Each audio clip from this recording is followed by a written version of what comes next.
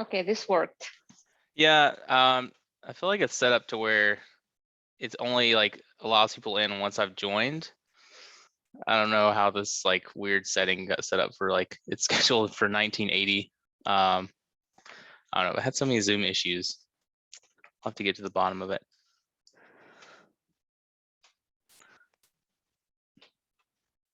Hello.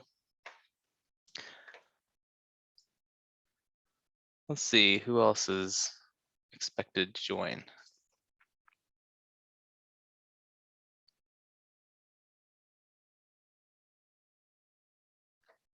I know Andy's not going to be able to make it today.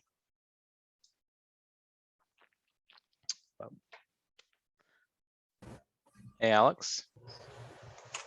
What? I feel like I need some lighting here. 1 second.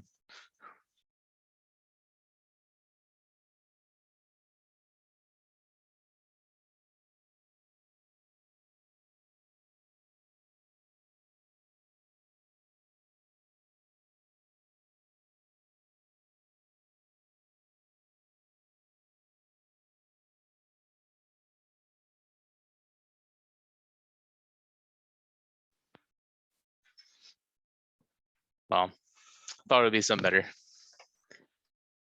Okay. Well, I'm going to share my screen. We can jump into the agenda, and I've added a couple of items there already.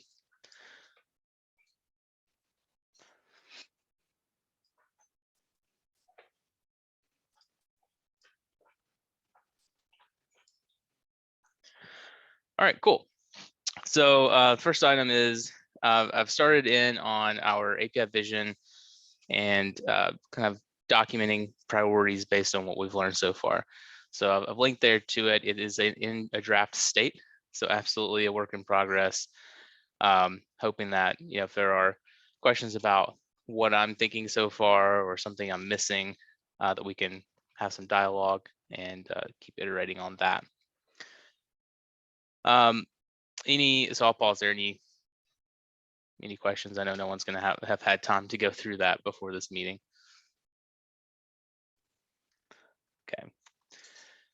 Next item is this is one topic in that I kind of discussed in the API vision issue there, and I feel like we haven't had a lot of dialogue on it in this call. But I've been trying to think about how can we avoid the manual effort in the future of identifying where we do have gaps when we're looking at REST and GraphQL, or when we're looking at API coverage overall. How do we know what APIs support each of the features that we have? So I'm wondering if there is or should be at least a task defined for registering our APIs. So I don't know if this would be a process update, maybe an additional config file where we store each of the APIs that we're establishing, and somehow see have some kind of point-to-point connection between features, the endpoints, and the resources we have in each of the APIs. I think that's a really great idea, especially if we can automatically, if we have a configuration file or something like that, that we can automatically generate a document page for users to be able to see, okay, here are the different features for the different APIs. So if we can then produce something that external consumers will read and use, that will be very helpful. Right. So you see this as part of that automated documentation process as well. Yeah, I think we should absolutely fold that in, definitely.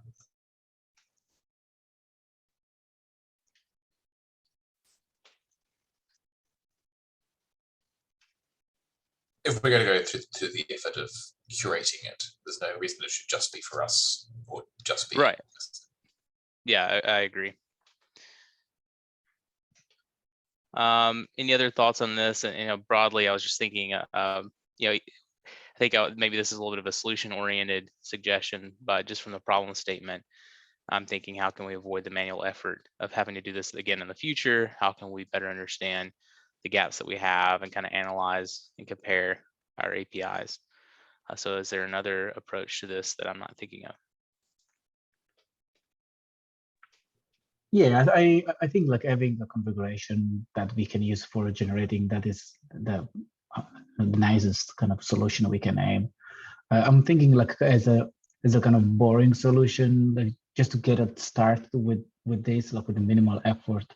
Wondering whether we could cross-link the endpoints from the existing documentation we have, if it makes sense. In a way, it's still a manual effort, but at least we can flag as this is done somewhere else, and we know as we add or as we maintain documentation for other API, we can ensure that we actually add cross links for that, and then eventually we will have like automated ways to do this.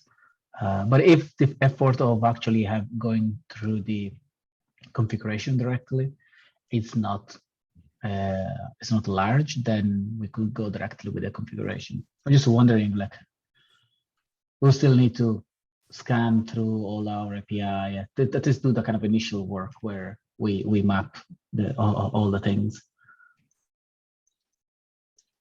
I think, in terms of getting to your question of, is there a way we can avoid having to do this manually in the first place? I think that's pretty hard. We don't have sort of a domain object that represents a feature that we can link to or generate stuff from. So we have to have some kind of curation in terms of defining, here's the feature, here's where it's implemented in the API, here's where it's implemented in the UI. So sadly, I don't think we could do this automatically. Yeah, and I guess what I'm suggesting is maybe it's not like a formal object, but that we have some source of truth where, like, if we today we have a feature, we're exposing that on the features YAML somewhere. That's like the most official, most published location of our features, that I understand, that we kind of leverage that. So maybe there's a way to map that and maybe create that object, maybe create a place that can become that source of truth and then build off of that. So I don't know, maybe there's something that we don't have there today that we haven't needed yet, but would really help us address this problem in the future. I think that makes a lot of sense. I haven't really played around with the features YAML much before. It's probably more of a PM kind of thing. But yeah, sounds like a good place to start. Cool. And I think that the next question here, we've kind of covered that too. Can we register APIs somewhere programmatically and capture the metadata? So kind of talking about a config file, features.yaml, etc. Fabio, do you want to voice over your question? Yeah, maybe to add to the previous point, we could probably have introduce like a concept of operation, which would be, for example, create a pipeline, could be the name of the operation. Maybe we need to come up with, I don't know, a keyword, kind of like a short name for it. And then we could map it across the REST endpoint, or where in the GraphQL mutation that would be, or if it's in the query, we'll need to map to what type and method or that will map to, in a way that kind of the concept of operation is kind of an abstraction that can be implemented in REST or GraphQL. And maybe kind of that could be the common denominator across the two different implementations. Perhaps rather than introducing a new thing, which we could say that our operation is a finder or a service, and we just list finders and services. And then, because both REST and GraphQL should be thin wrappers around those things, then the service maps to that REST endpoint, this maps to that GraphQL mutation, and then that might be a good way to do it. Sounds good. On my point there, it's more like a question: how much do we care about the gaps in terms of this operation? Now we speak about this operation. This operation exists in GraphQL, it doesn't exist in REST. We have, for example, some operations that we don't want to have those implemented in GraphQL. For example, like a runner to Rails interaction through some specific REST endpoint. Those are kind of interaction that are coded within the runner code base, and use that to interact with Rails. For example, it doesn't make sense to implement those in GraphQL, unless we want to convert the runner to use GraphQL instead of REST.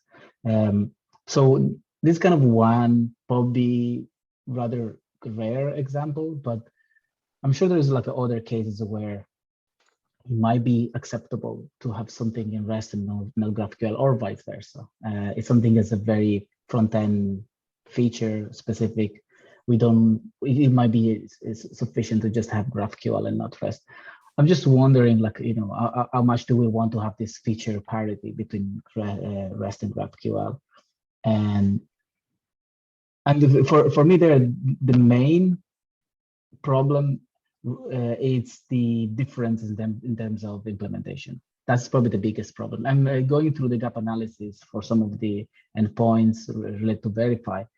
I notice a lot of these cases. Sometimes they're quite hidden. It looks like it's using the same service, but actually is injecting different types of params, and then actually the implementation could be different there, and we might have slightly different behaviors. It's not apparent. Or sometimes we don't even use the same service or finder. We use just different things. So those could be even more dangerous gaps. At least we know that if an operation is in GraphQL, is not in REST, we know how to port it.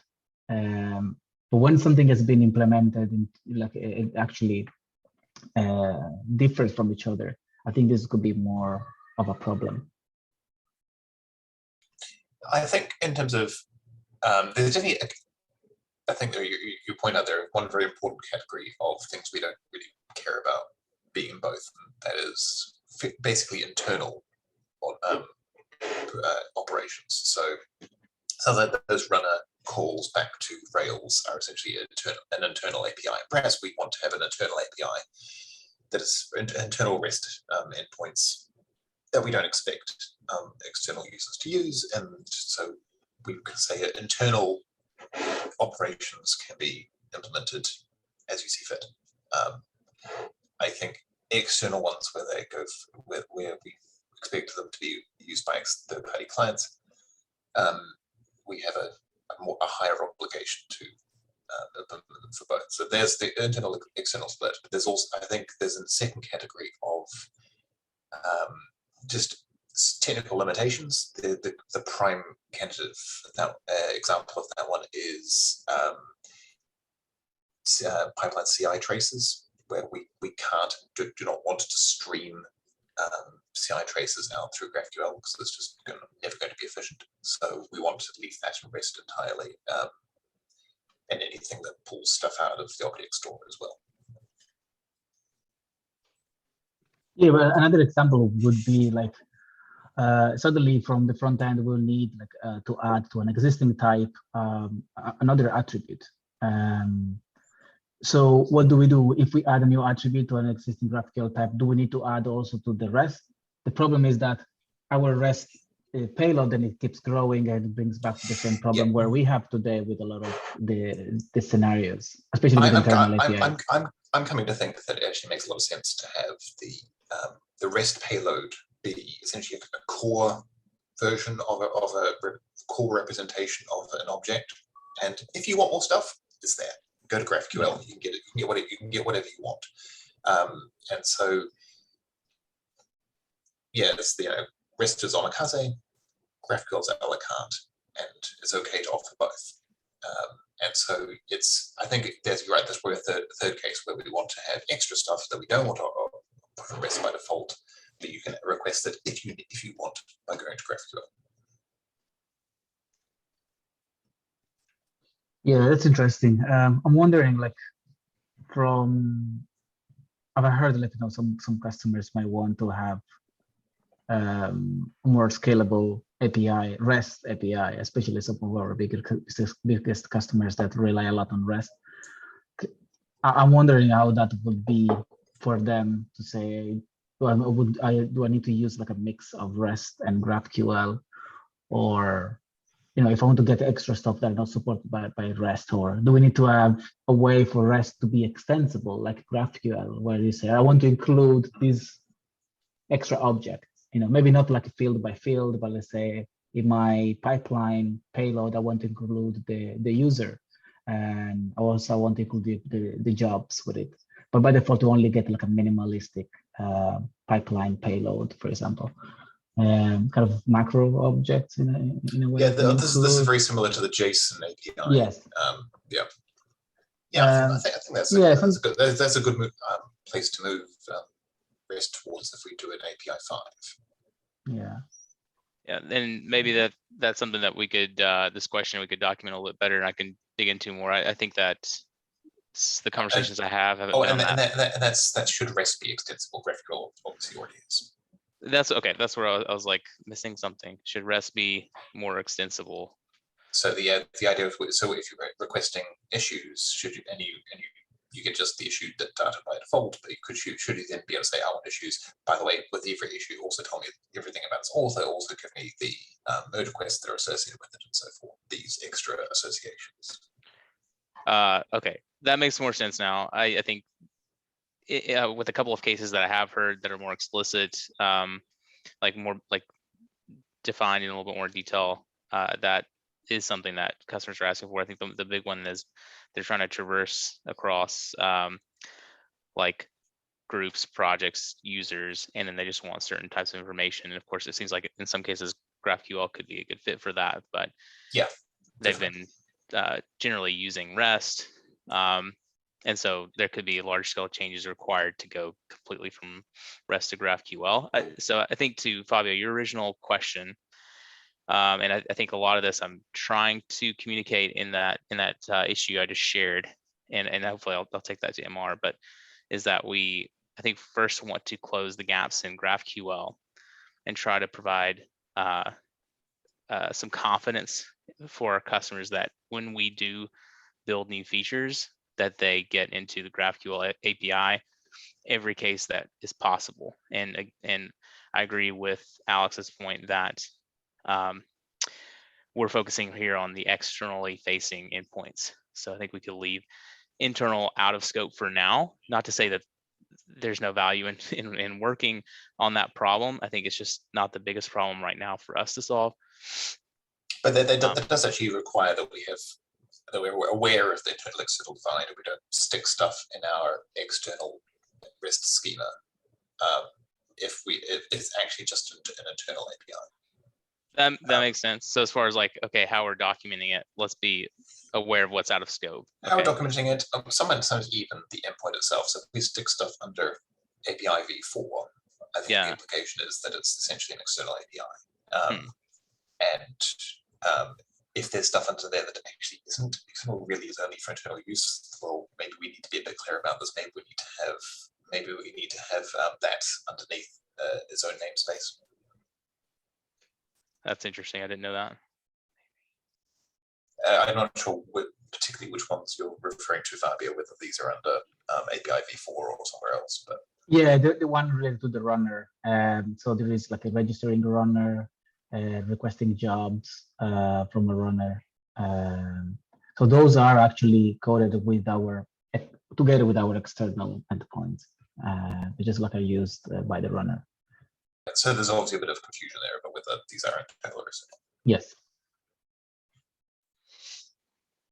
Yeah. So to conclude that, the original question, is it acceptable to have gaps? I think that first and foremost, where possible, solving them in GraphQL where we have gaps, and then keeping in mind that a large amount of our users or prospective users are still dependent on REST, familiar with REST, reticent to move to GraphQL, don't fully see the value. So I think it's going to be a gradual process to educate them, show them the use cases where it makes sense. So I think as much as possible, then once it's in GraphQL, that we automate or make it as simple as possible to come back, come backwards and like start adding these REST endpoints that wrap the resources in GraphQL that we're kind of POCing.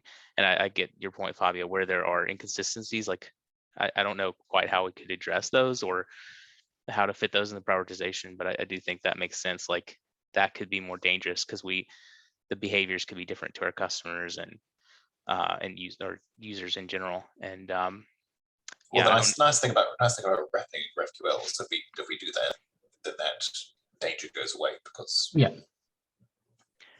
Right, as we gradually move towards that. So that is kind of, I think, what I could see us doing. Of course, assuming that we've addressed some of the risks, like is performance, how much will performance be impacted if we approach it this way? But that's something I think in the implementation details to sort out.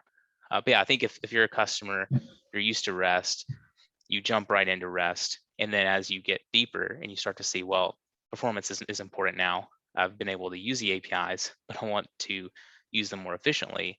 Then we educate them to use GraphQL and start sharing use cases and how to use GraphQL and kind of give them more specific support. It's a bit tangential, but one of the things that I realized that was quite nice about wrapping REST around GraphQL is that it provides that first step. So one thing that each REST point can then do is you can tell me how are you implemented, give me the GraphQL query that does what you do, and then you can just spit out the GraphQL query to the user. So that becomes a way of educating the user. Once they use that endpoint and they go, I want to do this, but I want to do something else, we can say, oh, fine, here's the GraphQL. Here's literally how you run this endpoint. And if you wanted to re-implement it and add extra features, you can get going from here by starting with this query that we're running underneath and editing it to your heart's content. That is really cool, actually. I feel like that's how I could learn how to use GraphQL a little bit better, coming from more of a REST background. Good point. So to summarize that, assuming we're gonna dig in more with with wrapping GraphQL with REST interface, we want to do the GraphQL first, and then REST when needed. Right? Some customers need to have that being implemented in REST. In that case, we will convert the GraphQL into a REST just by adding a new endpoint and wrap that. So the GraphQL will be primarily kind of the superset, except some special cases will be a superset of REST. Yeah, Is that what we want to be? I think that is the objective, and how I've kind of put it into that prioritization issue I just mentioned. Again, draft state. So I think that after this call or this week, taking a look through that and see if everything's kind of lining up. I think there's some things we're talking about now that aren't captured there, so we can, and maybe they're more nuanced details that don't need to be in this particular section. But yeah, I think it lays it out just as we've discussed, and we can have some more discussion there if I'm missing something. Cool. All right, I'll move on to the next item. I think we've used most of our time, so I'll try to keep it high level. Gap analysis. I just wanted to follow up and see, if there are any challenges there, how the progress is going. I added, suggested, I guess, a target date to conclude this as a kind of a beta evaluation of the gap analysis.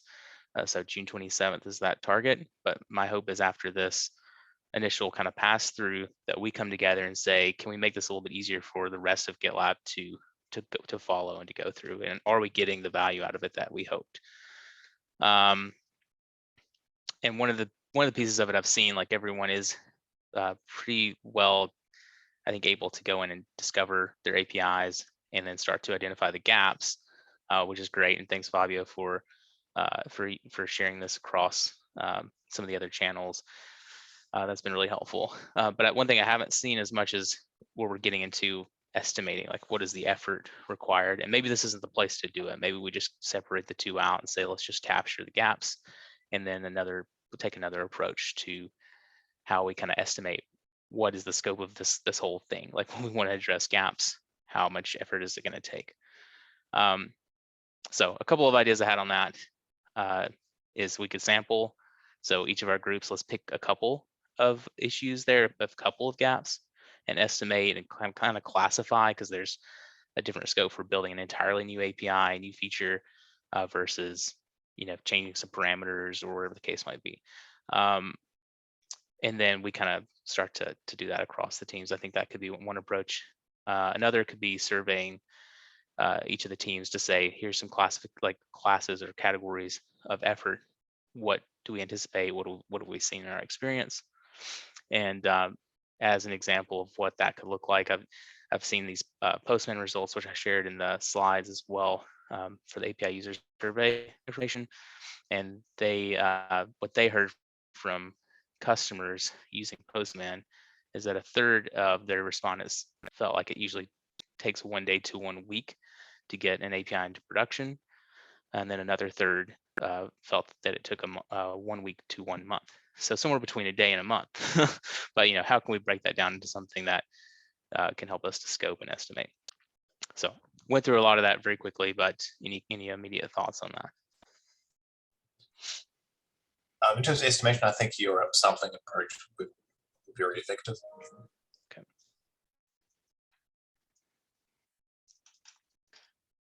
Cool. And I'll just run through, but if you have any other thoughts, anyone on the call, just please add them here. I don't want to take up too much more time.